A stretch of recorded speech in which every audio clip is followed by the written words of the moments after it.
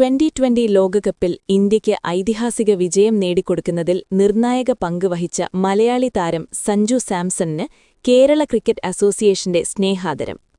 Thiruvananthapuram Mangalapuram മുല്ലശ്ശേരിയിൽ KCA പുതുതായി നിർമ്മിച്ച അത്യാധുനിക ക്രിക്കറ്റ് സ്റ്റേഡിയത്തിന്റെ ഉദ്ഘാടന വേദിയിലാണ് താരത്തെ ആദരിക്കുന്നത്.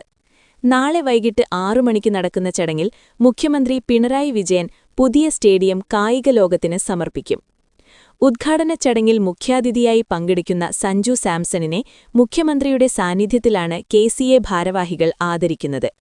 ലോകകപ്പ് വിജയത്തിൽ നിർണായക സാന്നിധ്യമായ സഞ്ജു പുതിയ തലമുറയിലെ കായിക താരങ്ങൾക്ക് വലിയ പ്രചോദനമാകുമെന്നും മംഗലപുരം സ്റ്റേഡിയം തലസ്ഥാനത്തെ ക്രിക്കറ്റ് വളർച്ചയ്ക്ക് പുത്തൻ ഉണർവ് നൽകുമെന്നും രാജ്യത്തിന്റെ അഭിമാനമായ സഞ്ജുവിനുള്ള ജന്മനാടിന്റെ ഈ ആദരവ് സ്റ്റേഡിയം ഉദ്ഘാടനത്തിന്റെ മാറ്റുകൂട്ടുമെന്നും KCA ഭാരവാഹികൾ അഭിപ്രായപ്പെട്ടു.